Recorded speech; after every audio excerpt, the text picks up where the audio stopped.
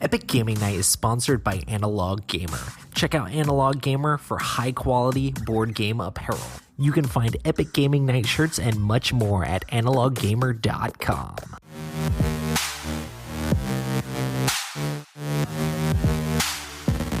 This is Epic Gaming Night, a podcast about board games and the stories and relationships they create.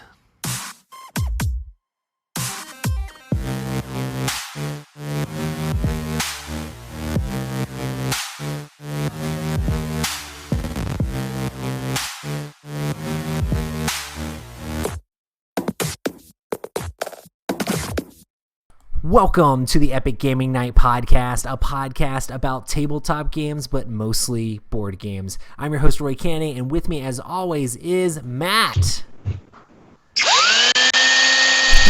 Power Tools, and What? Rob.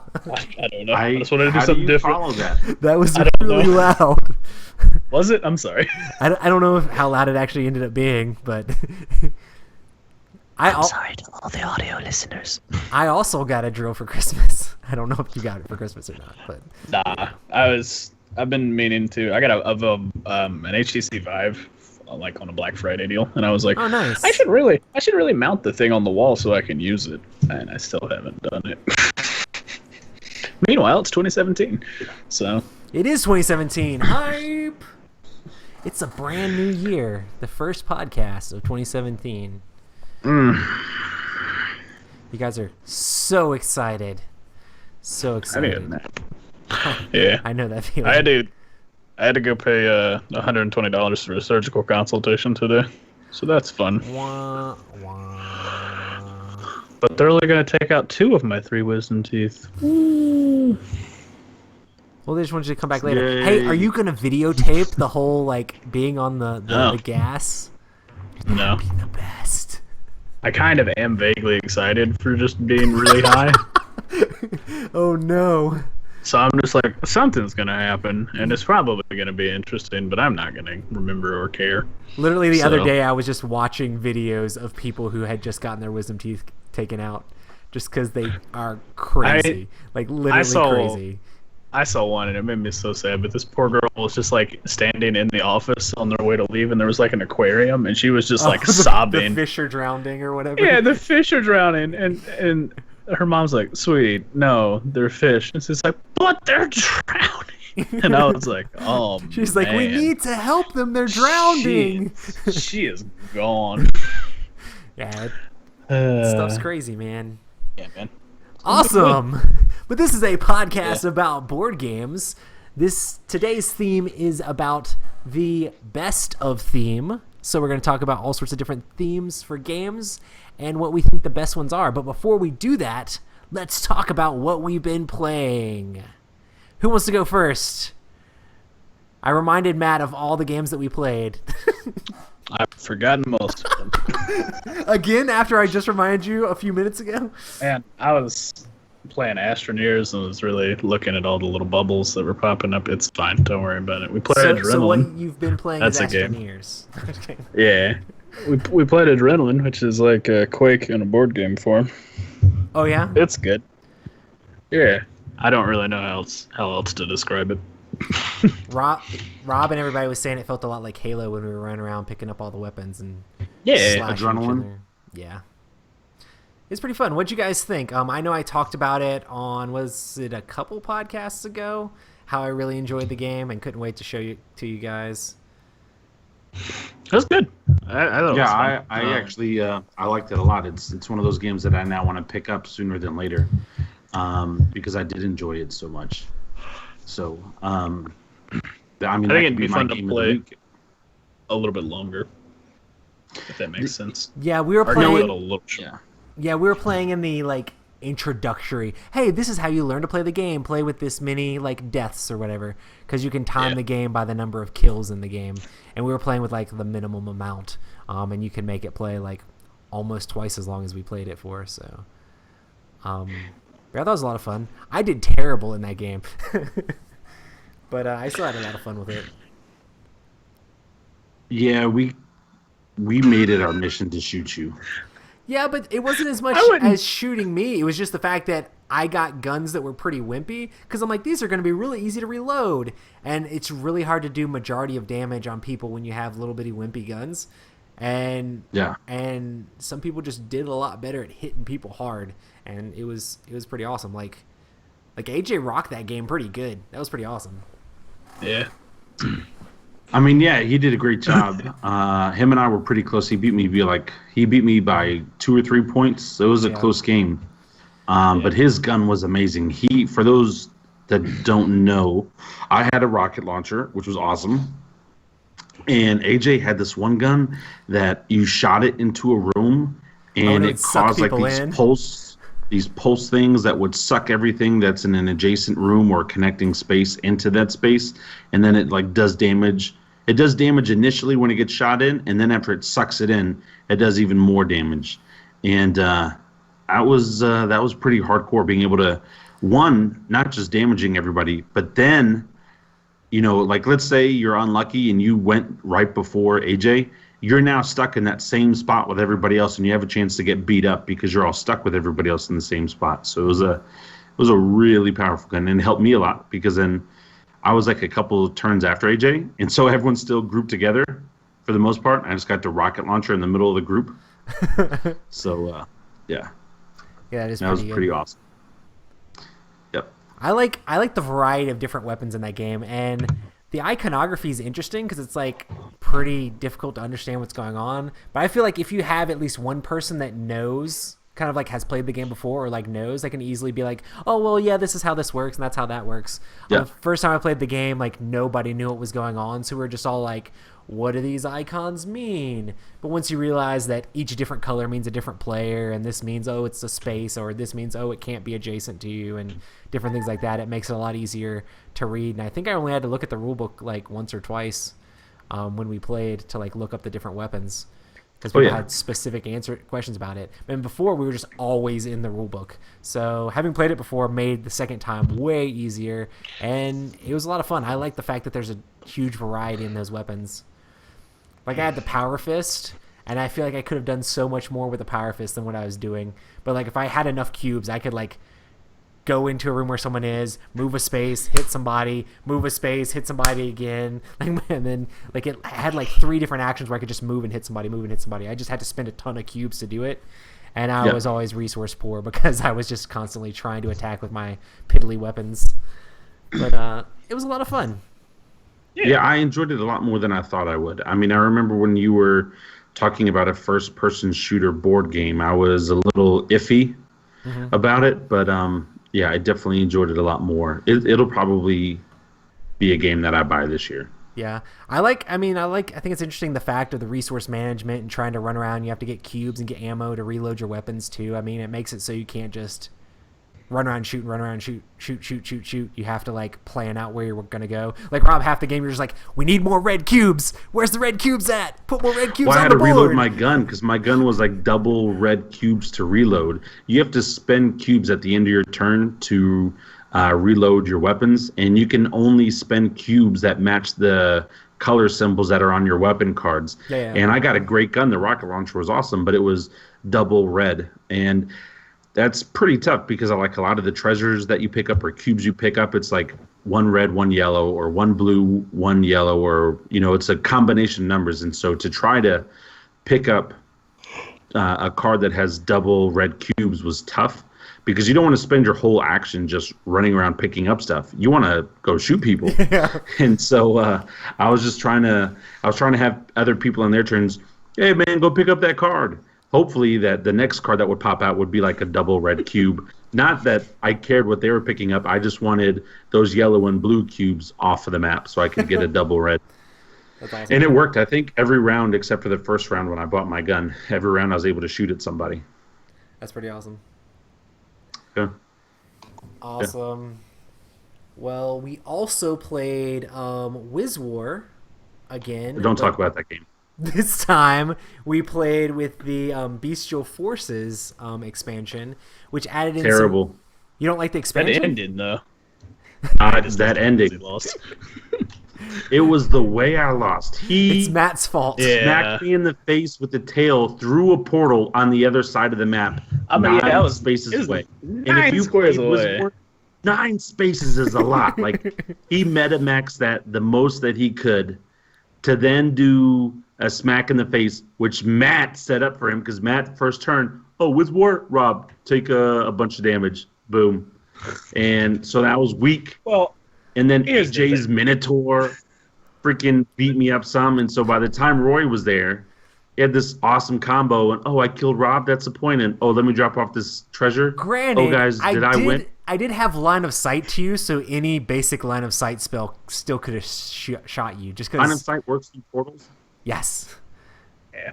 you can just Doors see straight through. are the But only thing that are the kind thing that I had said I had to pay energy equal to each space away, but it could go around corners. I didn't need to go around corners. I just needed to go straight, but I had to spend a ton of energy to do it. But I'd been holding that like one energy card like the entire game. I'm like, ooh, look at this tail. Ooh, look at this. And it wouldn't have mattered at all. But Rob was like, oh, I barely have any hit points. I'm like, oh, really? Because Matt was about to take you out anyway. So, No, my turn was before Matt. oh, okay. Yeah. So you're going to be able to do some stuff. I was going to try to do some stuff to Matt because I had that snake that could like travel through walls. And Yeah. so I was going to try to pin Matt in a corner, kill him, and get my second point and win. Yeah. But I mean, that's the way I that mean, I game didn't know is a till lot. afterwards he had counter spells. is very swingy. It's a lot of like you stop somebody gets really close to winning, then everybody tries to stop them from winning, and if they can't stop them from winning, they win. If they do stop them from winning, now this person over here is about to win. You gotta stop them from winning, and it's all just who can end up pulling off the 2 points together at the same time. It's like a light game. You can't really take it too seriously. Nah. Yeah. The combo you did was phenomenal. It was stupid. It was so good. Like, The fact that I had a dragon's tail that stretched like all the way across the entire board was pretty stupid. yeah, because So- 9 spaces in that game is huge. Yeah. You 'Cause- can't get a higher combo for spaces away. Because normally Like- your basic move is 3 spaces a turn, so the fact that you can just do something 9 spaces away is really good. Yeah. But as far as what the expansion added to the game, it added all these different minions that you could bring out, and it's kind of interesting the way they come out. You play the card and you roll a dice, a D4, and you take the result of the D4 minus 1 hit points damage, but those hit points are added to the creature's hit points. So you're kind of like summoning the creature, but also like boosting the creature too. So you take damage yourself, but then boost the creature. And there's all sorts of crazy things like Matt had a genie, and AJ had a minotaur, and Hector had like a dragon, and Rob had a snake, and Roy had nothing because he couldn't draw any of those cool new cards. That Minotaur is so cool. That I mean, Minotaur it's so was really annoying, good. but it was I think out of all of them, the Minotaur was my favorite. And AJ did fantastically by putting it in the corner right there in that middle Yeah. section. Because everybody was right over there. That was the main thing. Oh yeah. The Minotaur's ability on your turn, so it's not on his turn, but on your turn, if you move through or move in the line of sight, so you can move past it, doesn't matter, but as long as the Minotaur sees you for a half a second or longer, it automatically attacks. And it typically does 4+ damage. Yeah, I think it's if he rolls a 1, it does 0 damage. If he rolls a Anything 2, 3, or else. 4, it does 4 4. damage.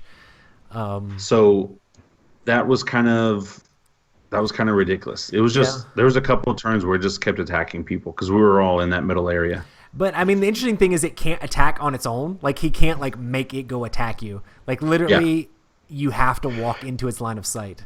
So he tries to set it up so that you walk into his line of sight. Which, since we were all right there, it made it very easy for that to happen because it attacked me twice. It attacked you like twice, didn't it? Like, Oh, me, yeah. so it was just like, did it attack you, Matt?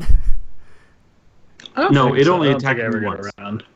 It only attacked me once. It attacked Hector because Hector was over there by me. Because Matt hit me for 8, the Minotaur hit me for 4, and then you hit me for 3 because you start up with 15 life, right? Yes. Yeah, and that was my 15. Gotcha. Yeah, and Matt was sending his Thanks, genie Matt. off to mess up AJ. So Yeah. I was just trying to stall him from getting back to his side. That's okay. It was another fun game. I was gonna try to paint all of those cool miniatures up, but I only ended up getting the genie done. And I'm like, man, I gotta get the rest done. But yeah. What other game do you want to talk about, Rob? Well, that was the two that I played with you guys. We did play the Arkham Horror too, but that was earlier. Yeah. We can talk about that real quick. I will say it was a lot more fun than I thought it was going to be. I've never played an LCG game like that. Like usually the card games I've played are like Ashes or other things like that. That was a lot of fun, because it's a story and campaign in a card game. And so I really enjoyed it. We just played the beginning scenario, and Roy was great at not telling me anything that was going to happen. I was trying to make sure not to. Yeah. Which was cool. So I got to have like a fresh experience rather than, hey, open this, hey, do that. But we had a lot of fun. That was another fun card game that he also was very nice, and he got that for Christmas as a Christmas present for myself. So thank you again. And I'm excited to play. It's one of those cool games. Like if you get snowed in, you can play by yourself. And I already love the theme anyway. So yeah, I mean it's crazy because people like say, hey, what's the difference in between this and Mansions of Madness? And they have the same theme, but they're very different. Like Mansions of Madness, they are very like different. Move around, and like there's lots of puzzles in Mansions of Madness. This is all like gives you that CCG feel of trying to like build up like your area and like get different things out and stuff like that. And you can like try to min-max your deck and like make your deck better so that it'll be able to fight off the monsters. But it still has a lot of story that CCGs just don't have, Like Ashes is an awesome game, but it's not like narrative as you're playing it. You're literally just trying to like wreck the other guy that you're playing against. This is like, hey, you're in your study and the door disappears. What do you do now? Like, what is going on? And you're just like, oh, this is weird and creepy, and like, okay, well, let's trigger this thing and see what happens. Let's bust down the barrier on that door and see what's gonna go on. And you're just like, oh my goodness, no, that was bad. So it's kind of like interesting to see as you play through the game all the different surprises and things that come out. And you've only played the first scenario, but after you play like some of the other ones, you're just gonna be like, they can do a lot with this system. Like, well, and we also played on standard mode. Yeah. One of the cool things about the game is the way you find out if you succeed on an attack or an investigation or something is it's a blind draw out of a bag. And I think we had up to -4 in standard. There's an insane mode that has like -8. Now, the way that you succeed is you have to have equal to or greater than the number that you're going for. And I think it's like 0 or higher. You need to have 0 or higher. If you're ever in the negative, you lose. Unless you draw the automatic fail. Yeah, which we did several times. Oh my gosh. We had some cool combos every time with I some ever of our said equipment to add stuff. That would be so hard to play with a -8 in there. Oh, I don't know for how sure. we would. For sure. Like, that is nightmare mode. I don't know anybody You'd have who to wants have every single card laid down. I feel like the nightmare mode is really for like once the game goes on for a while. So say it's an LCG, so they're going to be pumping out stuff for this game constantly. There's a big box scenario that's coming out like super soon. It should be in stores like now, it's probably super close to being out. They're supposed to come out with another expansion this month, like a small pack, and then like every month or at least every other month they're going to come out with a small like expansion of 60 cards for this game. So I feel like that super hard mode is after the game's been out for a year and you have all these cards you can build your deck with. It's like, okay, let's play the super hard mode now that I've got like this crazy deck built, to really challenge yourself. But I'm excited for Matt to play the game as well. I think Matt will really like it, actually. I thought the one thing that you would like a lot about it, Matt, is like the art on the cards. Oh yeah, really pretty. It's pretty awesome. Interesting fact is I did an interview a while back with Hensing Ludvigsson. Who is actually he does a lot of the art on a lot of those cards. So a lot of it's like rehashed art from the Call of Cthulhu card game, but like the cover art and like several things like that are all done by Hensing, which is pretty awesome. I actually messaged him on Instagram. I'm like, hey man, awesome job on the art for the Arkham Horror LCG. And he's like, oh, I have art in that? And like I sent him like the Board Game Geek thing that said that he was the main artist. And like he has like the cover art. And he's like, oh yeah, this is a lot of art I did like way back in the day. And And I'm like, that's crazy. That because I mean, I guess he just he does the art and sells it out to Fantasy Flight Games, and then they're allowed to just reuse it in all these other Lovecraft games they have. But it's awesome stuff because it's awesome art. I was gonna say they might just commission him for like a big bundle of Lovecraft stuff, and then he just gives it to them for a set price, and then they just pick and choose what they want to use, so they can rehash or twist and turn, add things. It's kind of strange, though. And like I've said a whole bunch of times before, the thing I like about it is the fact that it's cooperative. Like, Yeah. they can come out with tons of expansions, and it doesn't matter. We don't have to like keep up with a meta or anything. We can just be like, oh, these are the cards we have. We'll just play a scenario, and after we beat that scenario, we can be like, okay, well, I'll get another pack, and we can just play it. And since we have starter decks, we can just build starter decks and then just play through whatever scenarios until they get too tough for us to beat, you know. But yeah, I'm excited to play. I haven't played it 3 or 4 player yet, so I would be excited to do that too. Can you play that high? It goes up to 4 players, as long as you have more than 1 core set. So I only had 1 core set, and now you guys have core sets. So now we can play.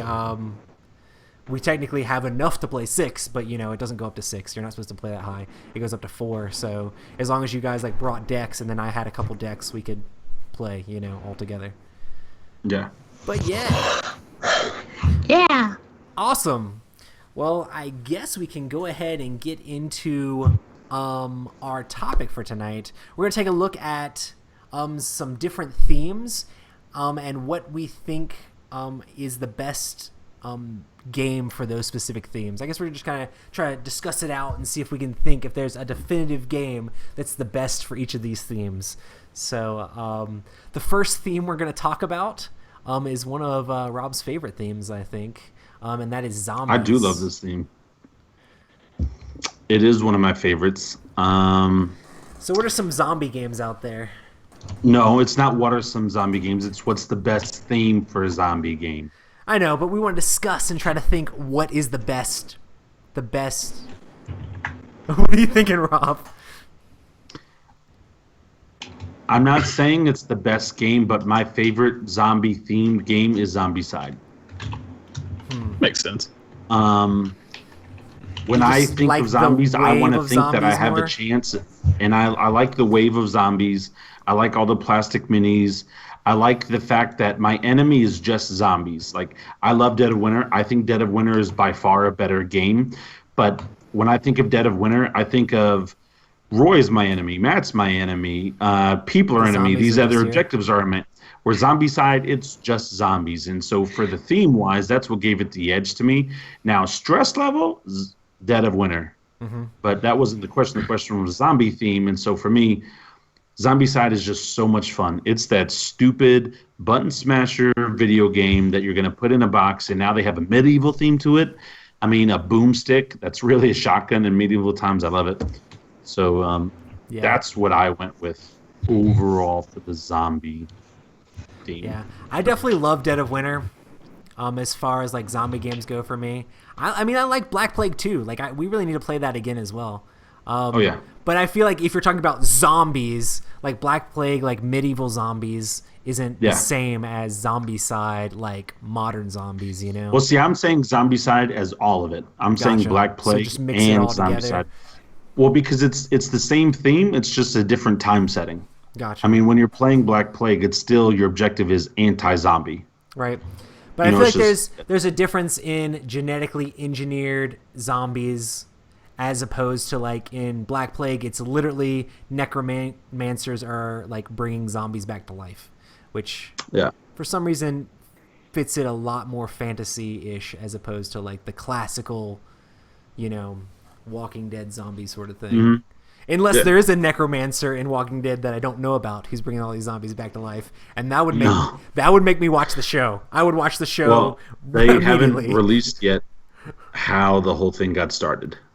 It's the super necromancer. He's been bringing them all back. They never tell you on the show how the whole zombie plague got started.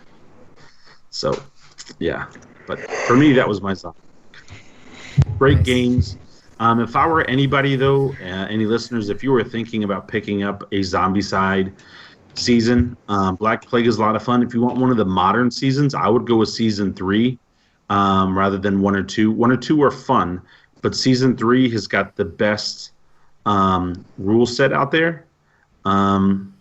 So I don't know. Zombicide is a really great community because you can go online and print off any of the rule sets. So like, I guess it depends on what you want to do. Like season 2 has got the mall and it's got the prison. Season 1 is like the hospital in the city. Season 3 is a neighborhood, and like a town and stuff like that. So it depends. Like if you want to like fight in a hospital, or a prison, maybe do season 2. But definitely download the rules for Zombicide season 3. Every rule book that has come out, they've upgraded the rules a little bit better. But what I like about season 3 is that's the rule set where they came out with the player versus player notion, where it's like, okay, you have 2 separate teams and you're trying to complete the objective. So Gotcha. that would be that. And then Black Plague is just so cool. And that, but you got to be careful with those Black Plague minis. That spike on that rat thing, I cut myself one time. They are Oh my pretty sharp. gosh, those things, they are sharp real and they're huge. We need to play that again.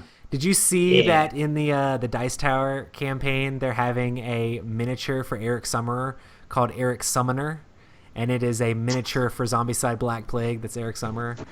I'm like, oh man, He's like a cool. necromancer. Yeah, That's cool. that's pretty cool. But yeah, what do you think about zombie games, Matt? Is there one that you'd definitively think screams zombies to you, or you think it's a definitive zombie game? I can definitely see where Rob's coming from. I don't know. I've only played like it's really hard because there's how many games are strictly zombie based? Like you have All Dead of of them. Winter. There's a lot. There's a We bunch. just don't. There's- we just there's have a the ton. good I ones. guess we just don't play the ones that are Yes, just like there's a whole bunch. zombie. Well, I also Flux didn't mention or Run Fighter whatever. Die. Run Fighter Die is a good, Yeah. fun zombie game. Mm-hmm. And that's a simplistic zombie game. You're going to die. You're either going to die or you're going to rescue enough survivors. But it's never ending. It's until somebody dies or until enough survivors are rescued. I played that actually over the Christmas holiday with my friend and his daughter. And that's another fun, simple zombie game. My wife actually likes playing that game too because it's just rolling dice Matt- and cool minis. I feel like, Matt, since like me and Rob like have been doing board games for like a while, and like I listen to like a bunch of like reviews about all this stuff. I feel like we've saved you from a lot of heartache out there. Oh my from gosh, bad you saved you games. from stupid games. Because we don't bring stupid games. Oh, I can't. There's some exceptions. I brought some stupid games to the table before, but for the most part, like I normally bring games that like are highly rated Quality. and good to play to the table, and there's a lot of bad zombie games out there. So, Yeah. I don't know. It's like it's very strange because like you could technically consider anything with a Lovecraftian theme to also be zombie themed based off some of the stuff that's in it, but it's not strictly zombies. So, I mean, Dead of Winter, I would probably say is my favorite, mostly Yeah. because it's one of 2 strictly zombie games that I've played. So See, that's where I differ. I don't see Dead of Winter as strictly zombies. I see zombies as an obstacle. Dead of But what- Winter what is a kills survival us- game with zombies Yes. sprinkled in. Yeah. But Yeah. the thing is, we don't really have a survival theme. No, we don't. But Then- I don't know that No. there's that many games that are strictly about like just survival, where it's like Okay, well, you go out and cut down 3 trees, and you've Robinson gathered Crusoe. 2 logs. And now you can take these 2 logs and craft them into 4 sticks. I don't know. Bro, you've been Like, playing there's no, Skyrim. like- Nah, I was Astroneers, man. Got some compound, made a 3D printer, started. But see, drawing. I think of Dead of Winter more as like a horror, because like Dead of Winter stresses me out, man. I must say, but isn't zombies horror too? Like technically, it's supposed Yeah. to be. So I'm just Way gonna to go, go boy. ahead. I'm just gonna go ahead and Picking call these. it. I'm just gonna go ahead and call it. Any game with a zombie in it is a zombie game for Life. just right here. Or Just for this I mean, Or there's a the lot of Afterlife. zombies in Dead of Winter. For me, Dead of Winter is like, I don't know. that your Zombicide's game? fine. Yeah, I mean, as far I as like zombie Zombicide. goes, Zombicide is fine, and I really like Zombicide Black Plague. But I feel like Dead of Winter, just because it has so many other elements And I mean, part of the thing that I really like is the playing against the other players and trying to figure out how to survive in that zombie. Oh, Dead of Winter, I agree, is situation. better game. Better game. Just if You think if you're gonna say a zombie game, it's got to be I'm thinking the zombies. giant zombies.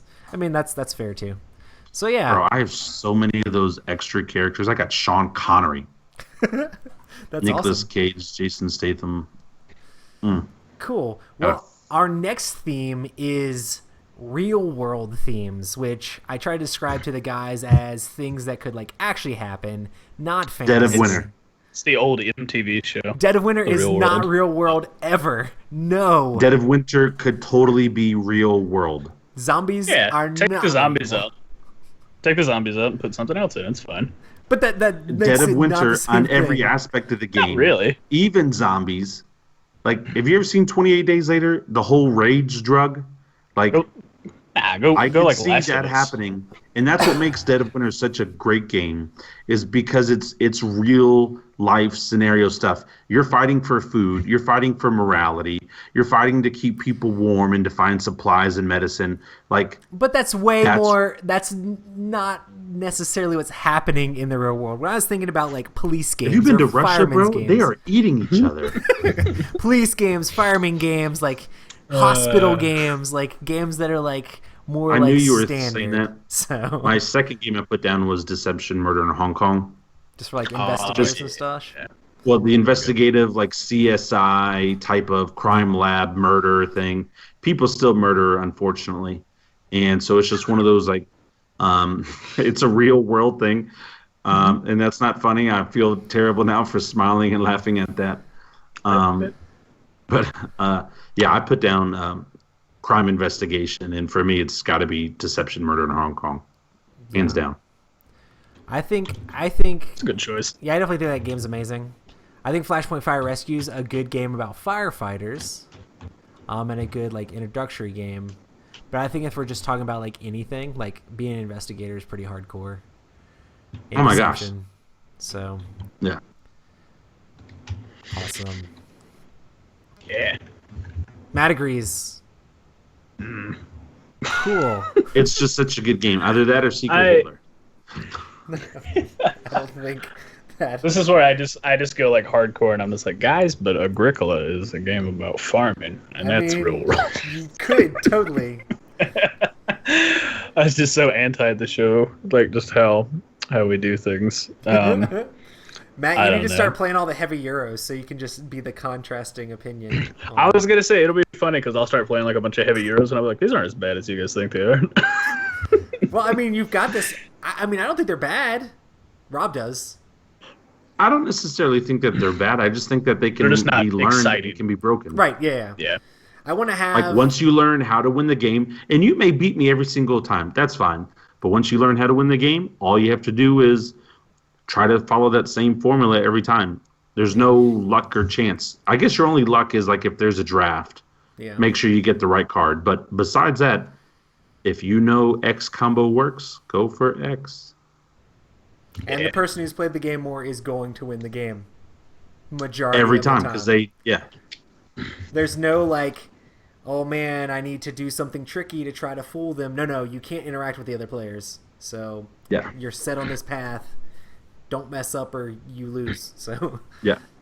I think like Pandemic Legacy is probably my thing. I really like it mostly because there was a show on the Sci-Fi Network called Helix, and it gets a little crazy and a little stupid, like most of the things on the Sci-Fi Network. But the premise is pretty solid, and I like a lot of the theme of that.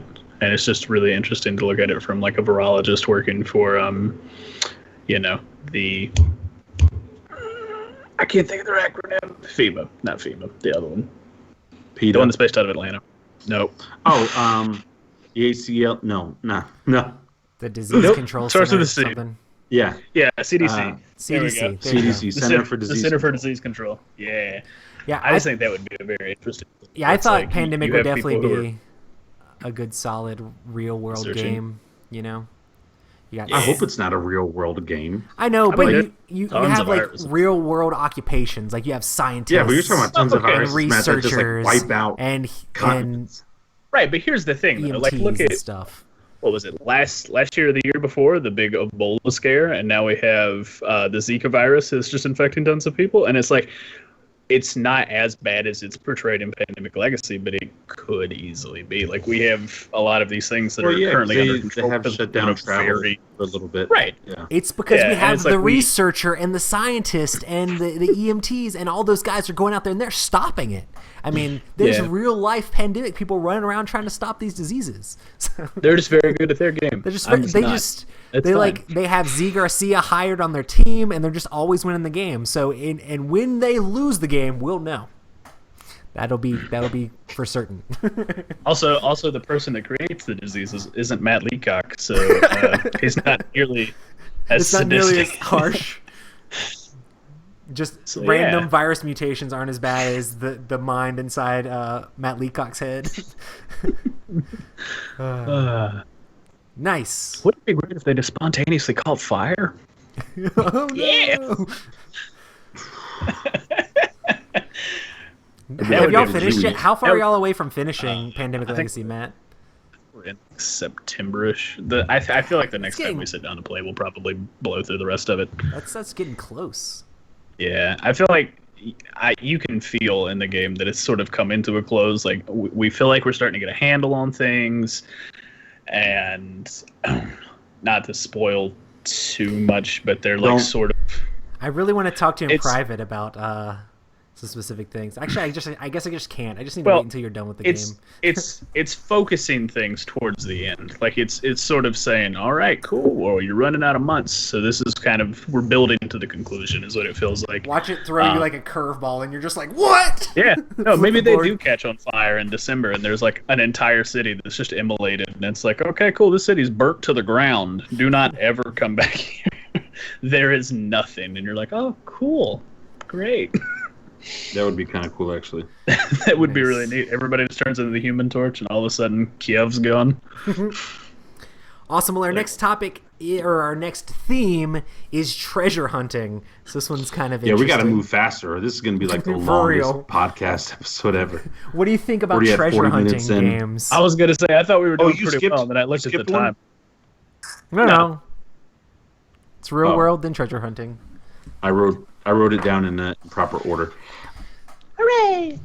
There's a ton of like interesting games. There's Karuba. There is Ink and Gold. There is Escape the Curse of the Temple, which is pretty awesome. Those are all very much like going into the Aztecs and looking for treasures. But I guess you could spin it different ways. What are you thinking, Rob?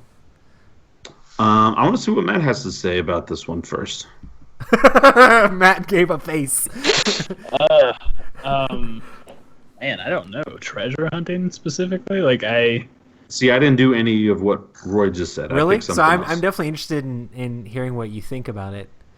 Because I came up with all these categories and topics like off the top of my head with a couple games in mind. It's kind of interesting to see where you guys thought just on the word or the topic itself. Yeah. I'm gonna go Zaya. When I mine asteroids, mean- I'm searching for treasure. I mean, it technically is part But- of the theme, but I I don't. mean, Like, really, I'm drawing a blank. Like, the only thing I can think of is Seafall, and I probably wouldn't say it's the best because it's not. there's not really treasure. It's more like you get wood, and you're like, oh, great, wood or cloth. No treasure to be found. I mean, you can buy treasure, but you don't really find it. I'm just going to Never be rude. Nobody ever has played Seafall and said it's the best at anything. Fair point. Side note, we do have someone in chat, Darth Gator, who says, Rob, you're still a handsome man. Just had to throw that in there. Just had to throw that in there. You know what? I was feeling that there were some beautiful people in our chat tonight. I didn't want to say anything, but I was just feeling there's some beautiful people. So, Darth Gator, I appreciate that. Yeah. I love All the it. love. All the love. He Good also hands. said that he was pumped to see that my top 100 was part of the Dice Tower stretch goal, but that's not nearly as important as the Rob Your Handsome Man Darth part. Gator, Good luck spoiler on that, by alert, the if you didn't listen last week, if it's anybody on this show, it's Roy. Last time I talked to Tom, I yelled at him and his daughter just out of sheer excitement, and Matt said, uh-huh. So he doesn't know who we are, and hopefully he's forgotten me. I didn't even know who he was when you started yelling at him. I was like, this is just some dude in a hat. All right. That's pretty much most of the time. Yeah.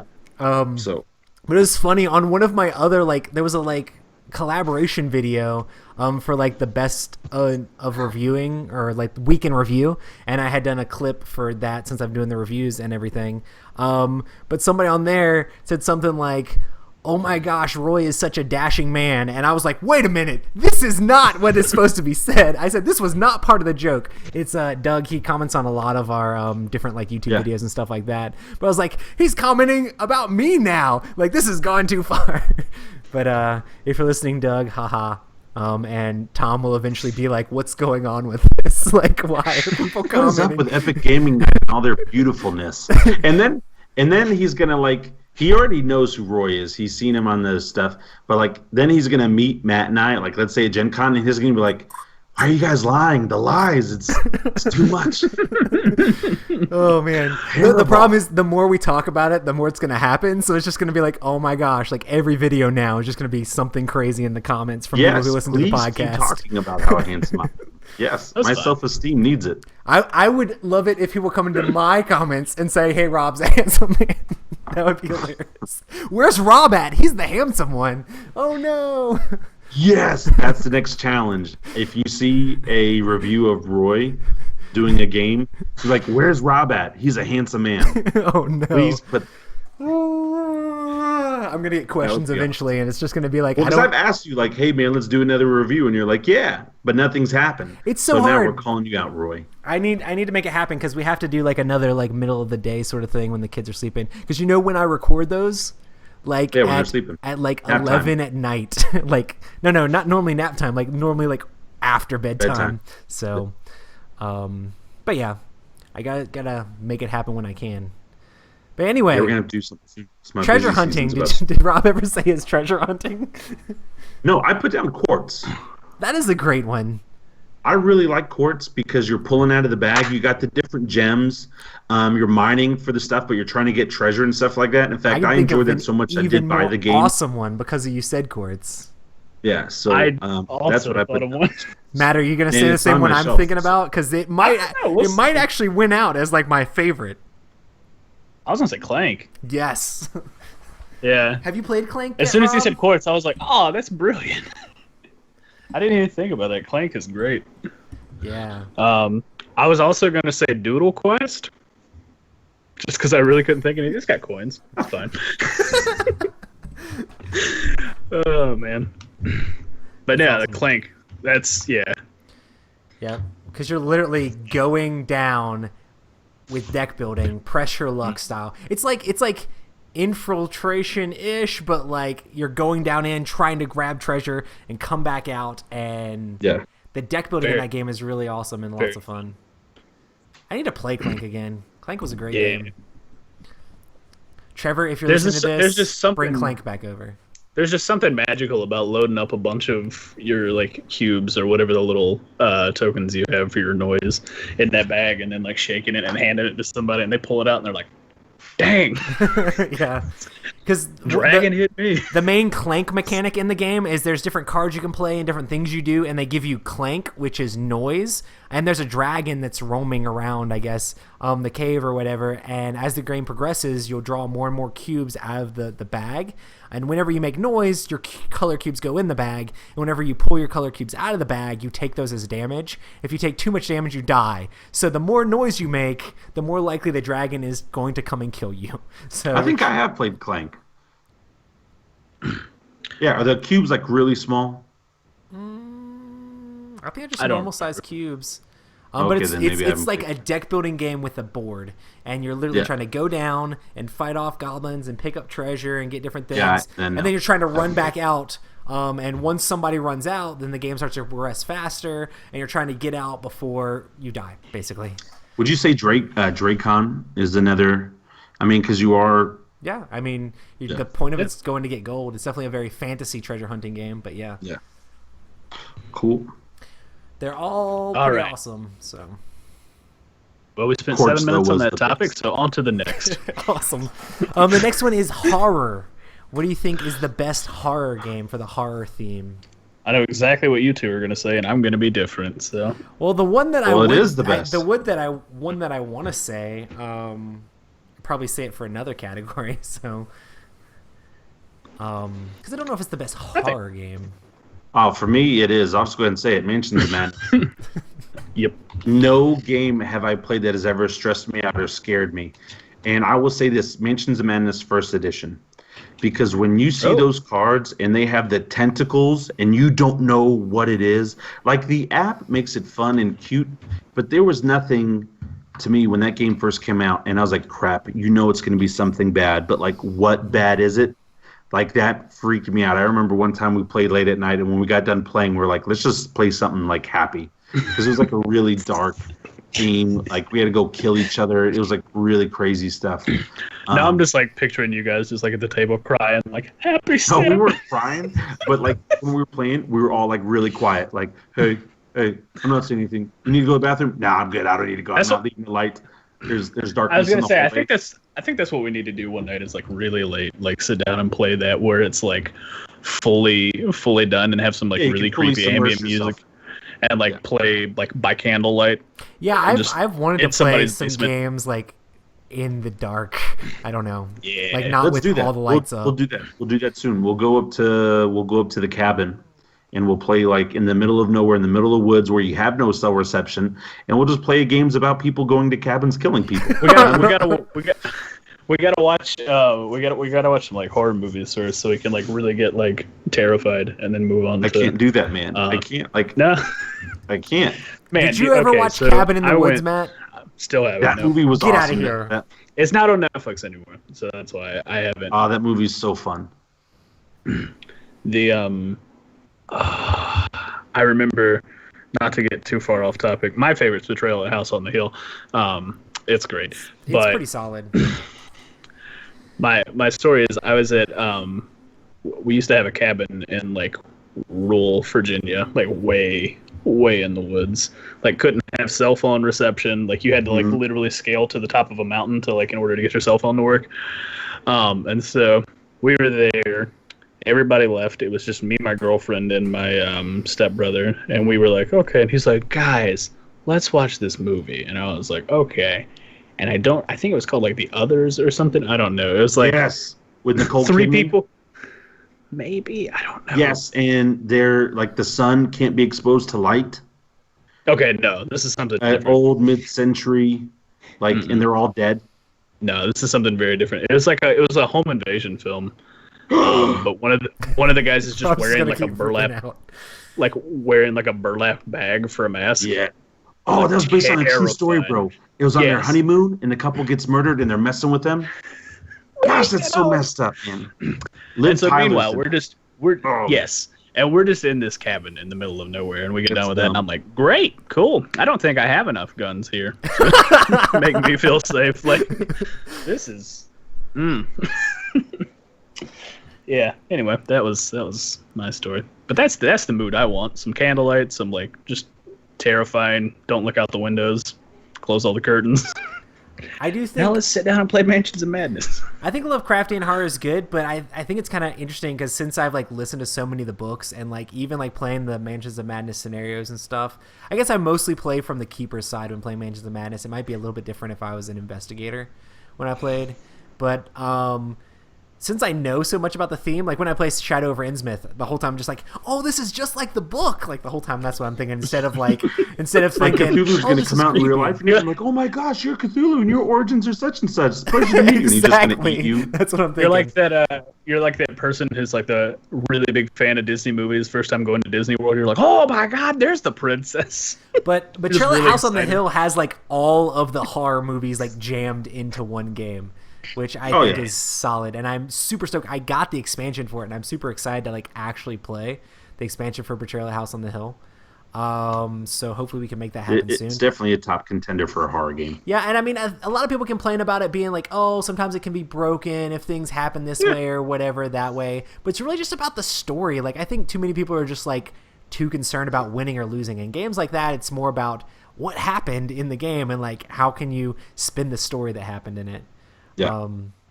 But yeah, speaking of your story time, Matt, when I was a kid, I went to church camp, and they the entire week, all the like counselors kept like whispering something about like, oh man, there's like this Hatchet Man on the news.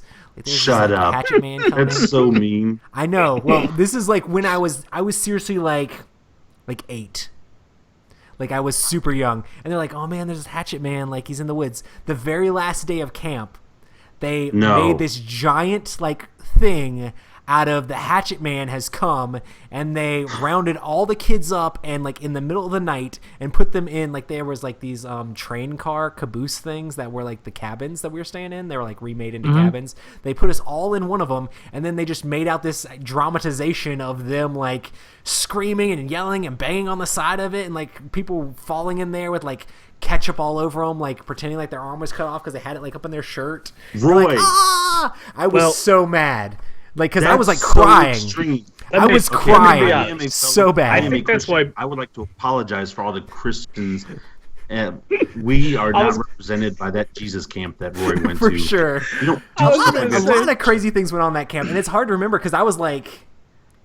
That was a long time Oh, but you ago. remembered that. But I remembered that because like me out. the Hatchet Man thing was like, and when I figured out like when they were like trying to calm everyone down and be like, no guys, it's just a joke, it's not real. I'm like, what Don't did tell you your think? parents. All these kids are crying. What did you think would happen? Like we're all like tiny little kids. Like I don't know what's going on. I think that's how you get people to just leave religion. The Hatchet Man runs people off. But yeah, it's like, oh, they were trying to teach me this, and then instead they decided to make me poop my pants. So but yeah, I was like, why would you guys not do gonna that? Follow what they say. More Why would you guys do that? Like that was my main question to them over and over again. Why? quality. Like, I don't understand. I could see all the little kids just, what was that video? Why? There's a lot of weird things that happened at that camp while I was there. I'm not going to go into Yeah. that. It's too weird. Anyway. But yeah, good times. But yeah, horror is real sometimes if people make it real. Next one, space. Space. But on the real though, let's seriously, I'll set up a time one weekend, maybe a Friday night, we go crash at the cabin. That'd be cool. Sounds fantastic. It does sound crazy. Yeah. Get a bunch of games. We can bring a Ouija board. No, I don't do that. Nope. Rob's like, I will burn Get it outta down. No. Okay, so me and Rob are going. Matt's not coming now. Hector, you want to come? Yeah, not now, bro. You bring I've seen Paranormal I'd have to go Activity. buy. No, don't. Seriously, I won't be around it. You won't come in. No. I You won't will even not bring be the allowed board. in. I'll just bring the little eyeball piece. The thing Like, is, just in like, the case. thing is, Matt, seriously though, I'm just gonna be Matt real would with you. totally just be like, I didn't put this in my luggage. I don't know how I got here. And Rob would No. just be like, ah! Here's the thing, like, it would be one of those things where I wouldn't be scared. I would get mad and upset. You know, when it's like at that point. Yeah. So like, please don't ever do that, because you'll be like, oh man, I'm just joking, and you'll be like, man, why is he losing control? Because I can't mess with He's it. like, So, you've crossed the line from imaginary Yes. into real, and now it is time for me to exorcise the demons. Don't, like, you know what? Before it even starts, cabin canceled. We're not even. You ruined it, Matt! Sorry. Can't. I wouldn't be able to deal with it either. Oh my gosh. Anyway. Space! Yeah, man. Man, there's so many good space games. I don't know how you can fit all of the space games into like one category. Like there's a lot of space games that I really enjoy. So you guys have to go first and tell me what you guys think are the best space games. Or the best I space thought game the of that them I thought all. was the most complete space game, and I put Twilight Imperium 3 because you have galactic empires, because you're discovering new planets and things like that, because there's different species. And I know it's not sci-fi, and sci-fi is one of our things, but like space, to me, space is sci-fi because it's so exciting, and there's new organisms and new places of water that we're finding. And what was the moon? One of the moons of Saturn is like got more water on it than our whole planet has on it and stuff like that. And it's all ice, and I mean, just super cool stuff. And so when I think of space, I just think of Twilight Imperium and the fact that there's war, but that's just because we as humans, we're a very destructive species. But still, space, TI3. What do you think, Matt? I want to say Lost in Space, but since it doesn't exist, I can't say Lost in Space. You can't base on a game that doesn't exist. Just start with an X. Yeah, I mean that's another good one. That's what I put down for something else. I'm the same with Rob on that. I personally, for me, space is like I'm very much a hard science person. Right. Yeah, because you can't really call Twilight Imperium science fiction. It's very much science fantasy, you know? Like Star Wars is very science fantasy, you know? That's like fantastical things of laser beams and crazy things that are kind of magic mixed with science, you know? I just don't even really care about any of that. Like, space to me is just like rockets. Yeah. No oxygen. We need you to play Terraforming Mars and see what you think of the game. Yeah, I really want to play that. Probably what I'm going to say, and this is probably going to seem very strange, but it's Alien Frontiers. That's awesome. Have you played Alien Frontiers, Rob? No, but I mean the computer game. There's a dice placement game called Alien Frontiers. I actually think you like it a lot. But I thoroughly enjoy it. Well, would you say Tiny Epic Galaxies is a good space game? Yeah. I mean, it's a good space game. Actually, I didn't even think about it. Yeah, Tiny Epic Galaxies is pretty good too. But yeah, I definitely like with Rob, I like Twilight Imperium, and my runner-up would definitely be Xia, but that's because that's like my 1 and 2 favorite games, you know? So... Yeah. I feel like number 2 of all time. We did that list a few weeks ago. Bro, you know how much stuff has happened? I've gone to the bathroom since then. I've eaten cheese since then. Hey man, good on you. I did play War of the Ring that used to be my number 2 like a whole bunch of times since then. But I still think Xia. I still love Xia. Xia's really good. No, Xia's a good game. I think the expansion pushed it over War of the Ring for me, and just the fact that sandbox, like, I don't know. I could see like if Xia had another expansion or something, just being like, no, number 1 now, like, because there's so much they could still do with that game.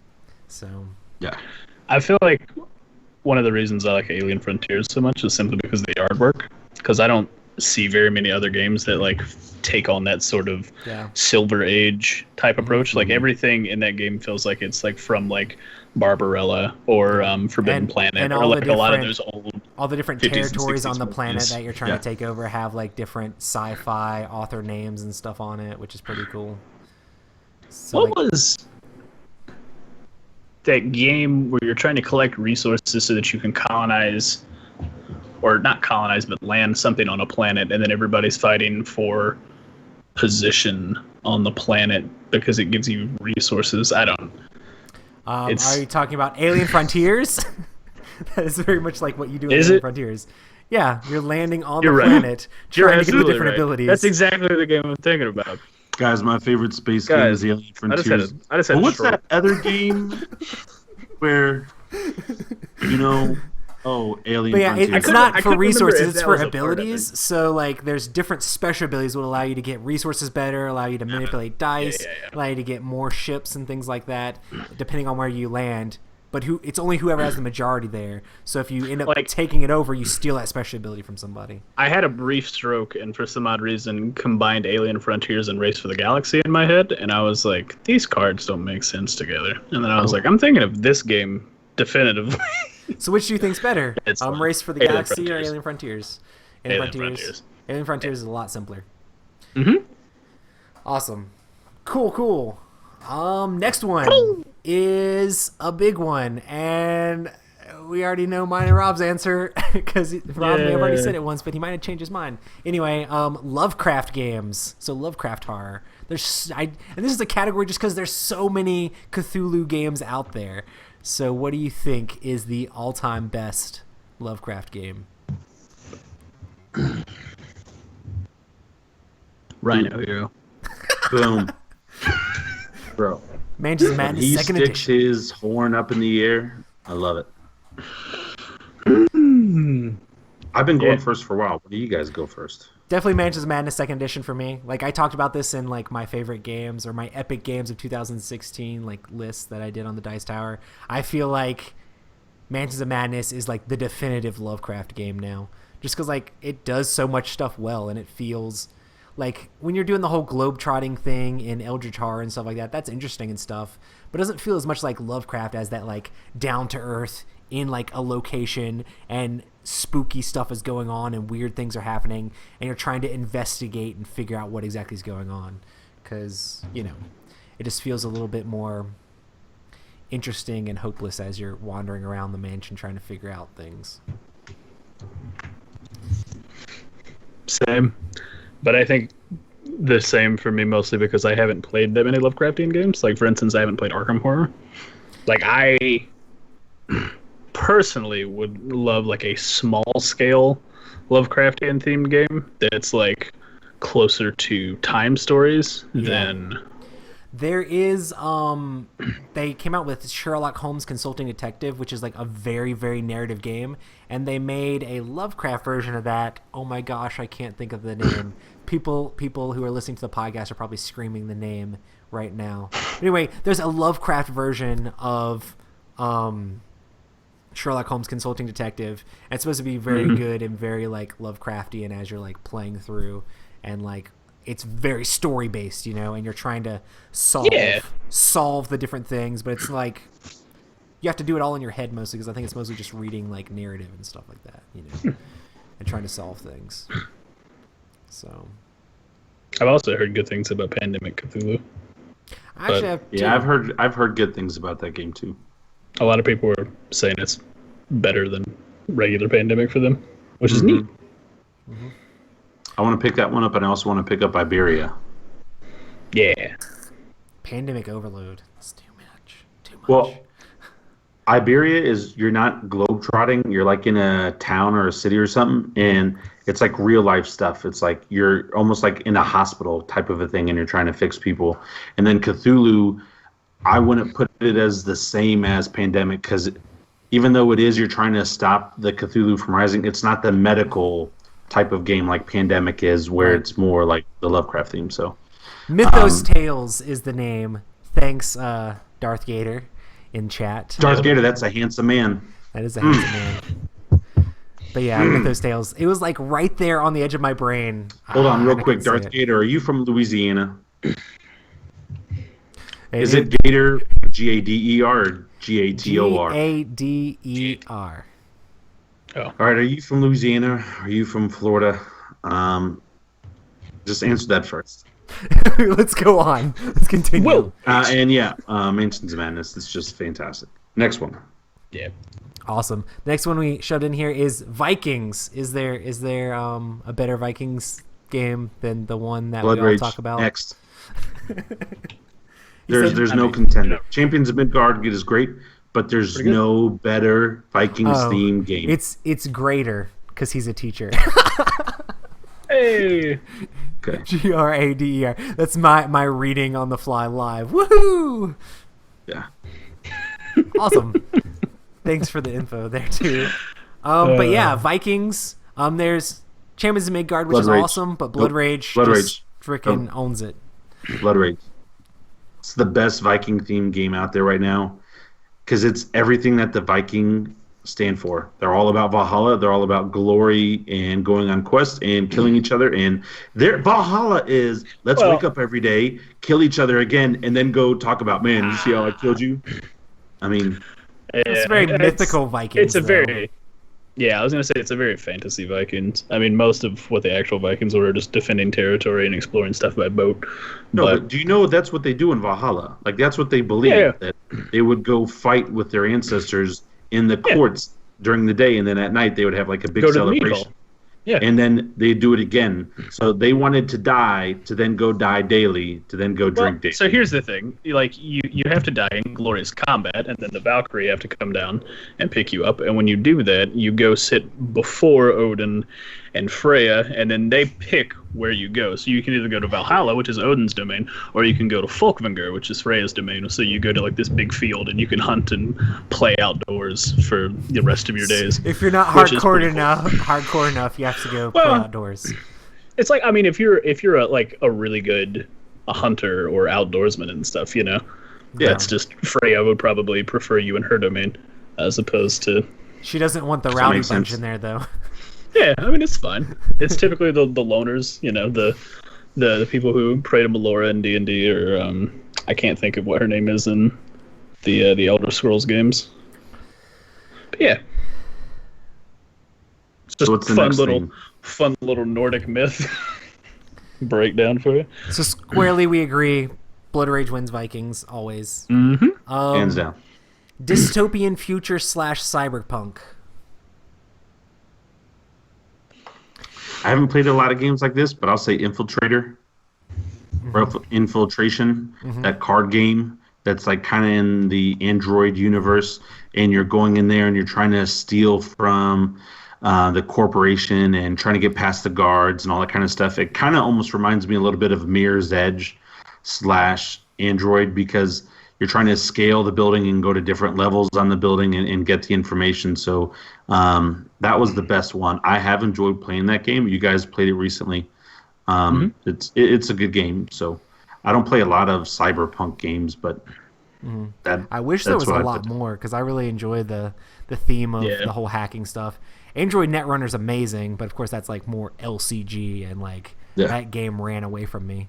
Do you guys think Spectre Ops would count as dystopian future / Bro, cyberpunk? shut up, because if that does count, that's my answer. Because I feel like the setting is very like dystopian future, with the whole corporation running everything, and then there's like Raxxon. agents breaking in to try to sabotage the giant corporation. Yeah, I didn't even think about that. I didn't. Yeah, I was thinking no, about I- Android Netrunner.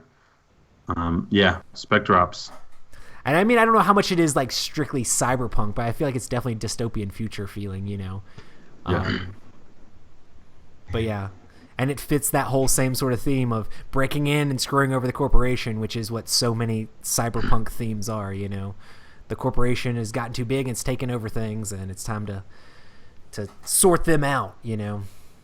Teach them a lesson for picking on the little guys. What do you think, Matt? No idea. You probably haven't played that many of them either. No. Spectre Ops. Yeah, I mean, if I had to pick one, there are two that I would or there are three I think I would kind of like to play. So I kind of want to play New Angeles, even though Roy was relatively meh on it, just because it's very heavy in that theme.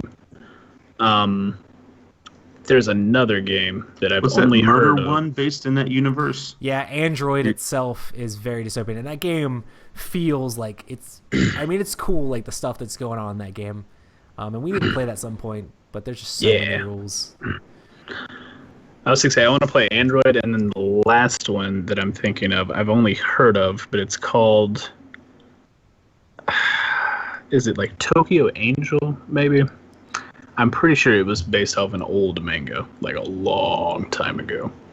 Board game, I think. tabletop game. I'm not sure. There's a lot of Shadowrun games too, which is still in that same thing. But Shadowrun is like cyberpunk meets fantasy, which is pretty cool. But it's still like futuristic. So you have all these hackers and riggers and people that are trying to do different things. But then I was gonna say if you're going for elves. tabletop games, there's Cyberpunk 2077, I think, Yeah, 2020 is pretty good. And then CD Projekt Red, the guys who made The Witcher, are making a game based off that.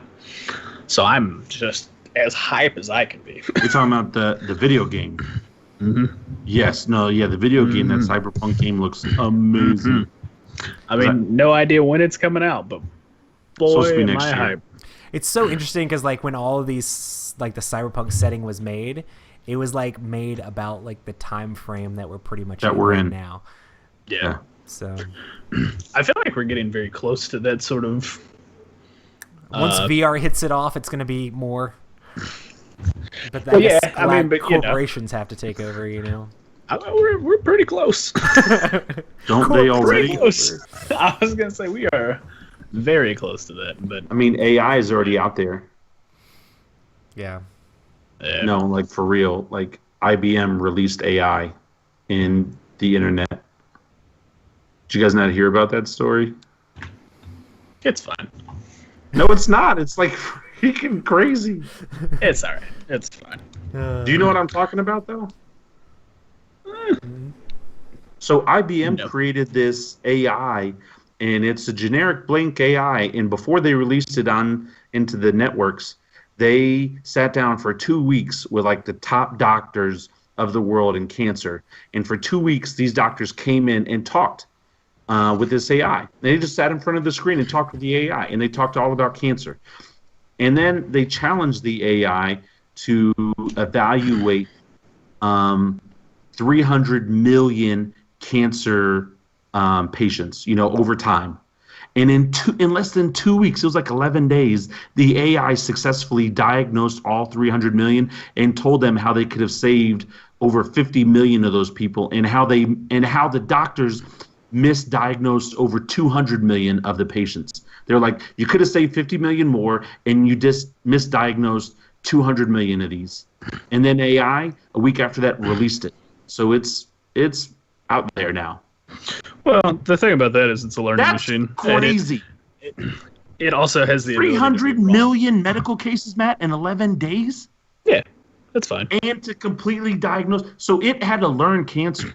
Oh, It you're also learned- assuming that it's getting everything right, 100%, which I don't think there's any way for you to definitively say that it is. I don't know, but it was on TV. And Because that's a lot of information to parse through. Like, that's a lot of Yeah, but information to it's on parse the internet, through. it's true. It can parse through it That because is it does things at the not speed even of light. close, Rob. And is, AIs can parse through things a whole lot faster than humans because they operate at the speed of light and don't have to sleep or eat or stop.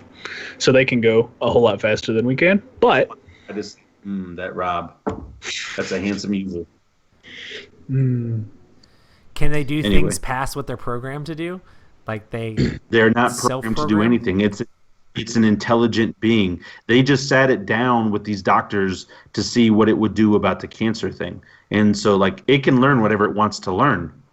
They just sat it down to learn about cancer. They were using it. Their intentions were to use it as a medical thing, and they're still using it according to their thing, because they had the lady on from IBM on the news network, and she was talking about it, and she was like, "Yeah, we still talk to it, but it's out there." And if IBM has got their hands on it, how long has the militaries of the world had stuff like that? Like, that's what's probably hacking and shutting down stuff. Just some crazy rogue military AI that's just like, let's simulate what would have happened. oh, man, Rob you're reads so too cute. many books. I watch books. Yeah, He I watches watch too all many the books. I read Anyway, books. continuing with our topic, it's funny, Bible like, fun. I'm glad, like, all of our listeners, like, we go on so many tangents. I hope you enjoy it. We just like to have fun on this show, We're just real people talking about real stuff. Welcome to the real world. Well, Winston I mean, Salem. real is Real in Rob's real mind. world. Real world Winston Salem. Got a wheelbarrow. And Bob over there's got a goat. The next theme is pirates. What do you think is the best pirates game? All right, this is where you guys may disagree with me. I put Zaya down for this one. If you want to do space pirates. All right, yeah, no, that's technically piracy is piracy. Yeah, I mean, my first favorite, if you're going traditional pirates, is Merchants and Marauders, which is like similar to Zaya, but a little bit more complicated in some ways. But very much the same sort of thing. Sandboxy feel of pirates going around, collecting loot and picking up resources and delivering them, and different nationalities chasing your ship down because you're captains of the wrong nationality and trying to blow your ship up, sort of thing. But yeah, neither of you guys have played Merchants and Marauders, have you? Nope. No. Well, there's a lot of other pirate games out there. I just don't own that many pirate games. I've got Rum and Bones I haven't played yet. I remember Jeez. Bones. I played it at Cool Mini or Not Expo. Cool Mini. Yeah, you played the new one that they had coming out that they released. Yeah. Wave 2. I played that with Sam and Z. That was pretty fun. But yeah, that one's interesting. But yeah, Next topic. next topic. Ninjas. What do you think is the best ninja themed board game? Seven Ronin. That's what I was thinking too. I really Ronin. It's like the really good. I really like the Ronin ninja like dynamic in that game where you have the Yeah. samurais trying to defend and the ninjas trying to take stuff over. It's very well balanced. It feels tense the whole time from both sides, and it just you think somebody's blowing you out, and it comes down right to the last turn every time, and you're just like, whew, okay, that was yep. And then you look, and it was only 20 minutes, and you're like, wow, that was quick. Yep. Could I do mean, that it's a again. simple game, and there's like not that much to it, but I just like the way it works. Like that whole simultaneous secret like placement of like your people makes it very interesting. Trying to outthink your opponent and figure out how you need to protect the village or attack the village. So it's pretty fun. Yeah. Have you played any other ninja games, Rob, that you can think of? No, it's Soon to be not Rising a Sun. category that I've played a lot. Is Rising Sun actually going to have like straight up ninja type stuff in it, you think? Or I guess mean, it's going to have like probably. samurai stuff in it, right? I think yeah. you know about I mean- the same amount as I do. Yeah. Yeah. I mean, Why am I I asking can't see why it. questions? I can't see why it wouldn't have ninjas though, because it's like if you have samurais, I'm assuming those are just people who serve the shogun, right? So ninjas serve the shogun. They're just assassins. Gotcha. That's what it is. Maybe not, but you know. What do you guys think I is feel the- like. Nah, go ahead. I was just going to go to the next one unless you wanted to do Yep. more ninja Nope. talk. No. Nope. What do you think is the definitive dungeon crawl game?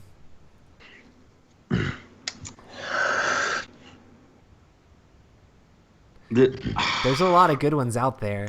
There are a lot of good ones. I think if you're talking about doing dungeon crawls, I think you would be remiss to not mention Descent just because it's so good as far as dungeon crawl games go.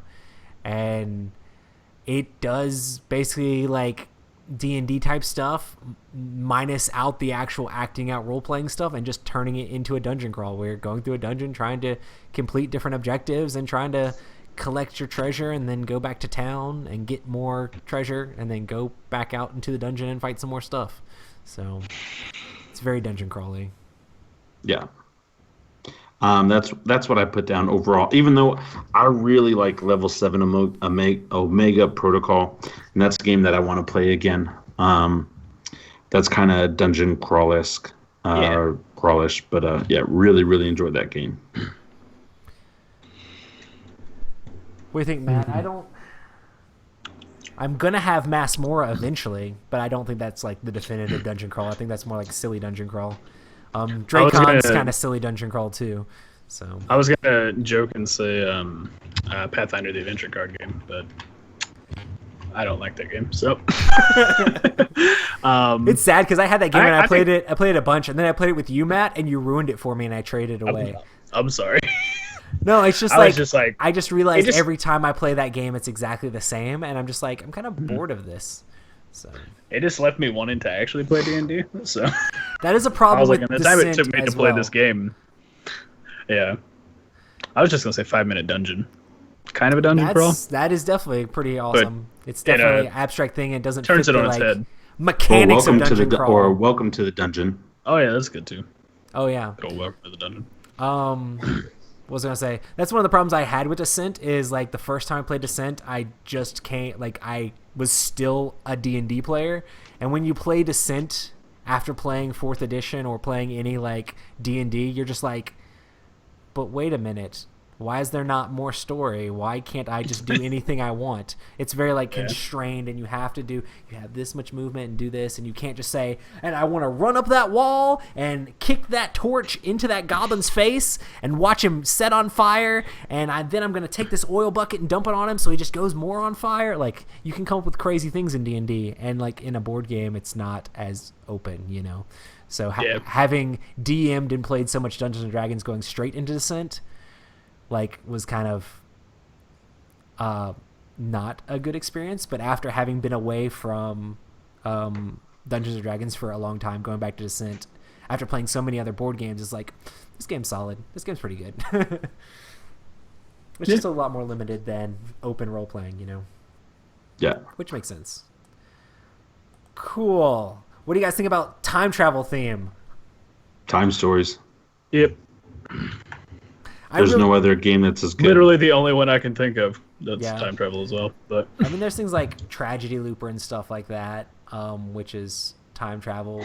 But I would really like to see a lot more time travel style games, just because I think it's like an interesting concept, and I feel like there's a lot that board games could explore in time travel, you know. But I definitely like the way that Time Stories does it. Like, people complain about the whole resetting thing a lot, and they don't want to play through the same thing. But I feel like when we reset, we utilize it properly.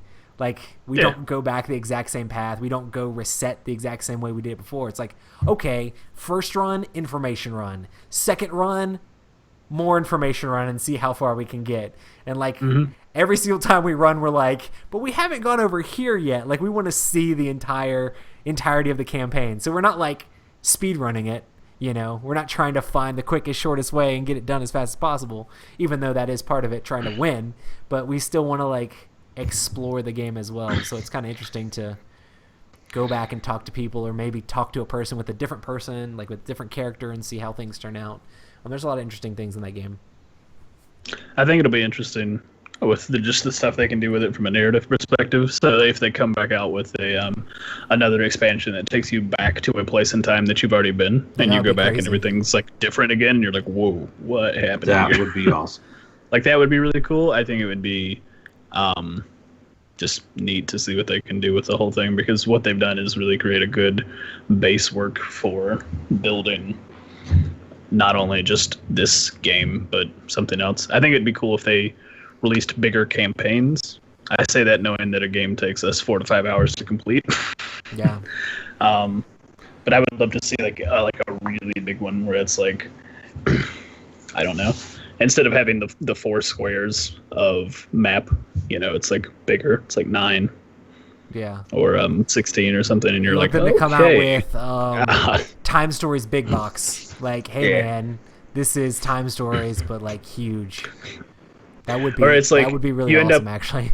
It's like at the end of 2017, they're like, all right, guys, Time Stories has been doing really well, so we're doing Time Stories Fractured Space. And then it's a big box version, and so it's like a bunch of just random stuff that's smattered about. You have to try and reassemble all the pieces to make time go correctly again. And, like, the map is massive, and it's made up of different parts from different campaigns and stuff, and it's just a whole smattering of stuff that you have to find and try to realign. I think that'd be pretty cool.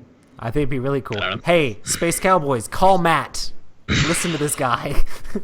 He's got some good I'll ideas. just submit them a design for like an 8 to 15 hour campaign. I'm like, hey guys, I know this is probably outside Well, of what that you would be normally like do. an awesome. Seriously, that would be like an awesome like finale. Like, if they ever finished, here's something that incorporates all of the expansions, like Yeah.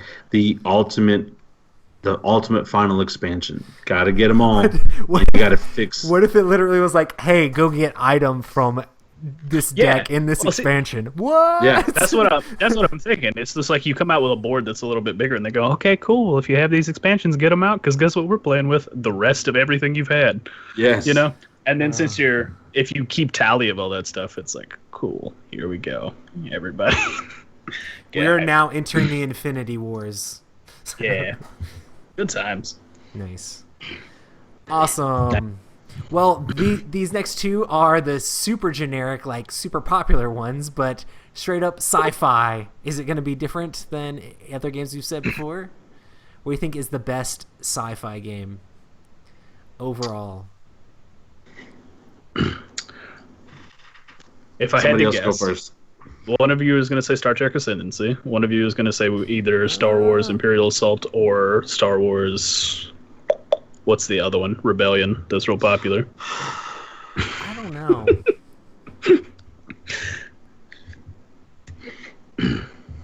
No. I don't know. I don't think I like Star Trek Ascendancy enough to say it's like the best. Gotcha. It's just a light 4X game, which I like. Well, I'll Yeah. go first. I'll say Battlestar Galactica. I was gonna Solid. say That's a that. solid game. Yeah, it's good. It's a solid game. We didn't mention it in space, which is actually a disgrace, but you know, it's still a really good game. Yeah. And I mean, it was on the Sci-Fi Network. I mean, come on, it's Yeah. sci-fi.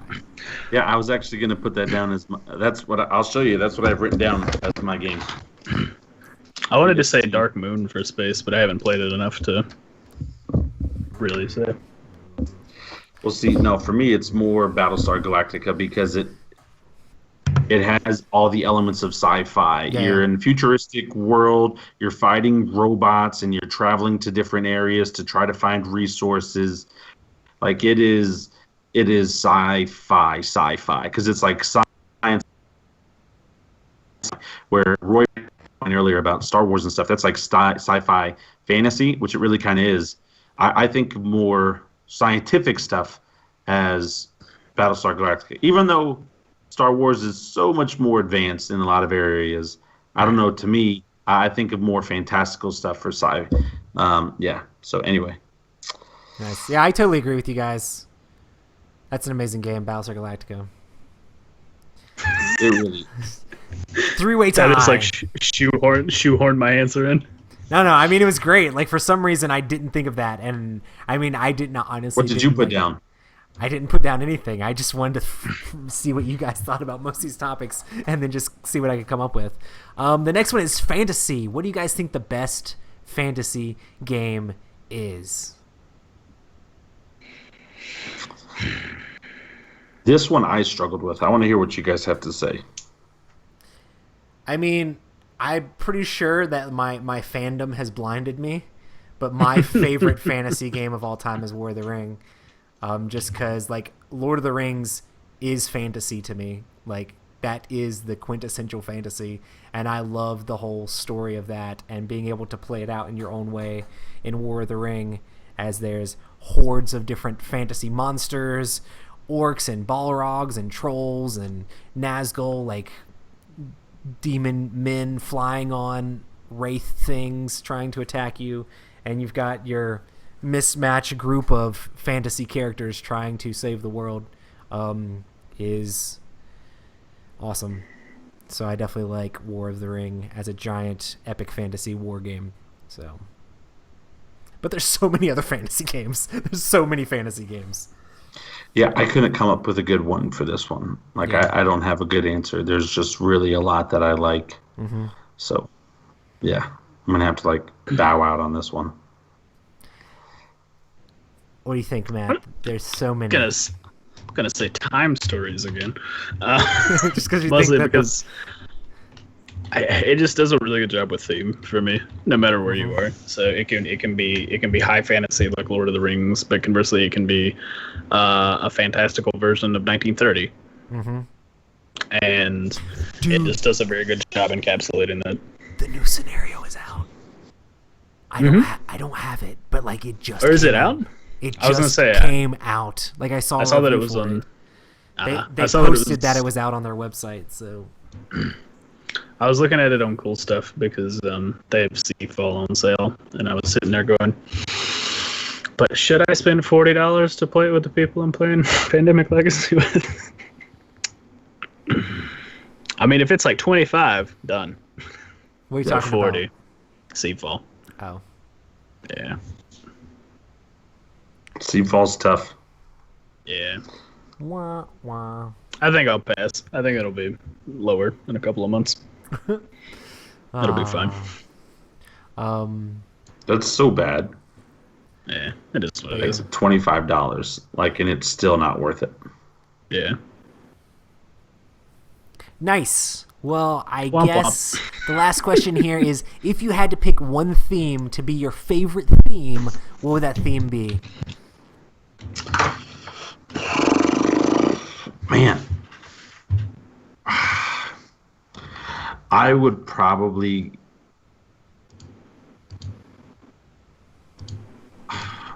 I'd probably go sci-fi, just because I can wrap in a lot of stuff.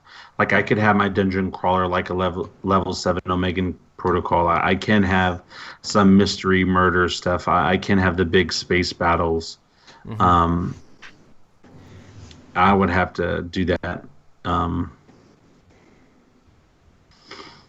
Yeah, I just fantasy though. I will go back. It's Game of Thrones for me. I feel like I say that for everything, but it's like the best fantasy game for me. Even though the Game of Thrones is not so much in the fantasy realm, as it is. Like the dragons and stuff aren't in there, and so it's all like men and stuff. Because people coming back from the dead and White Walkers and stuff aren't fantasy, and people being able to Yeah, control but there's such a small animals. part of that game. Like I mean, it's War of part the of the Ring? game, yeah.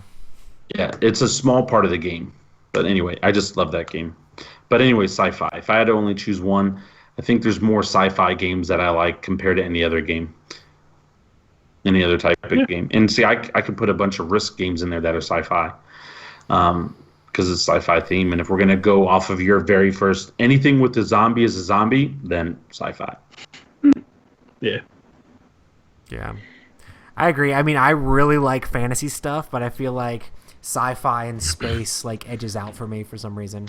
Like, I grew up with a lot of fantasy stuff, but as I've gotten older, I just love space games. There's so many space games and sci-fi games out there that I'm just like, yeah, lasers and blasters and guns and traveling time and traveling space is pretty awesome. So I'm pretty much a basic nerd. Like, I'm really a fan of all the like basic nerd stuff. Ooh. So what do you think? Good Matt? times. My issue is the question is worded very vaguely. So it says if you had to pick one theme, what is your favorite theme? If I had to pick, But it out doesn't of, stipulate like, for the board subcategories. games. Say what? It doesn't that's stipulate for fine. board games though, because if it's for board games, I wouldn't pick Cyberpunk because I don't know that many Cyberpunk games. I would pick Right. probably space or sci-fi. Well, I mean, it's But just what's your favorite theme? So Cyberpunk. Gotcha. Man, people Oh, need shit. to make some more good Cyberpunk games.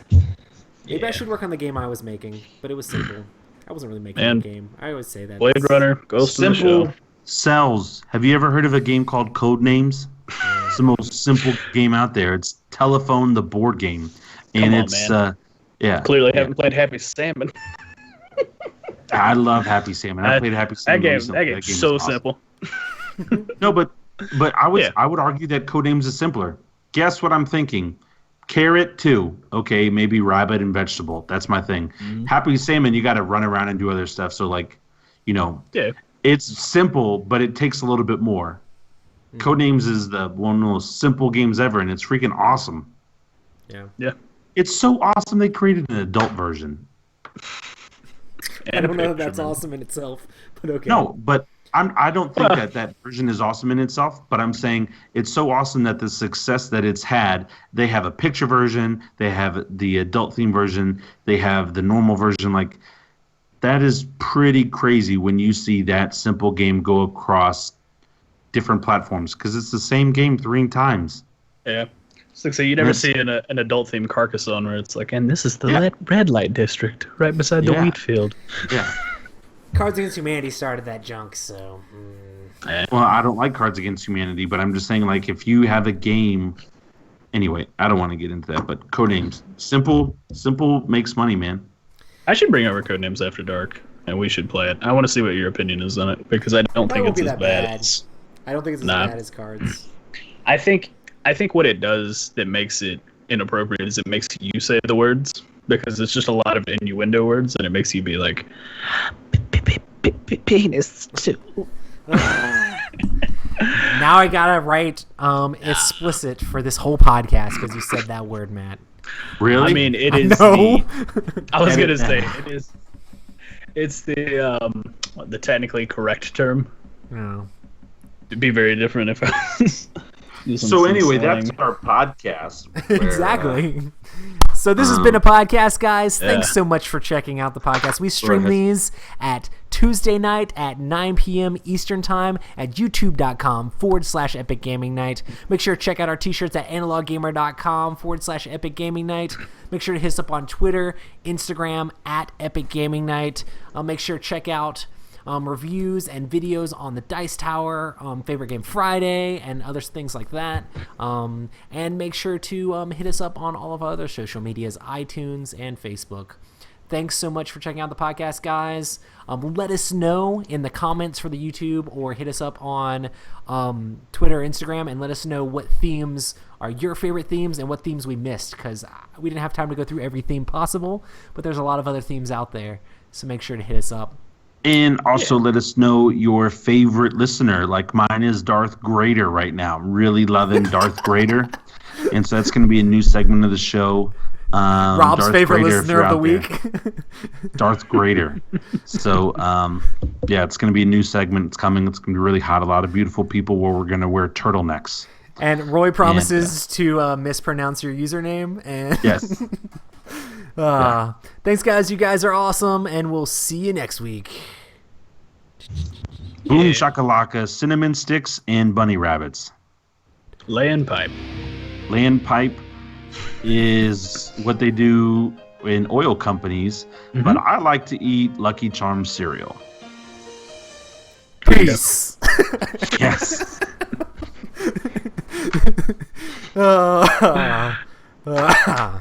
Good stuff. Good times. Awesome, guys. We are awesome. Oh, dude, Hector was in here. Totally missed this. Farmers. Hector said, Rob, do you want to do a movie podcast? I think he's making fun of you. Yes. Yes, I do. His reaction to the movie references are amazing. Good show, guys. It's also that Hector's been in chat like the last 2 weeks. That's awesome. But my friend and I, who came for Christmas, like 6 months before we thought we were going to move to North Carolina, we were like, man, we should do a movie podcast. And one of the reasons why we didn't is every other podcast is a movie podcast. Yeah. But we love movies. Like him and I would go to the movies all day, and we'd watch like double, triple features. And like I don't know, I'm really big into movies, and my brother's in the industry and stuff like that. I've wanted to get involved in the industry and stuff, so I just thought like that'd be fun. So Hector, if you're listening, I would love to do a side movie podcast, maybe in the summer or something, because the spring is about to hit, or February 1st is where things start to get absolutely crazy for me. So That is not that far But away. you could always do it. You could always do it as like a monthly thing, as opposed to yeah, weekly. yeah. Just get together and go, hey, this is what we watched this month. This is what we think. Check this out. But no, I mean, I don't have time for it this year because I wish we've I got would, some big stuff happening this year, and I wish I could watch more movies.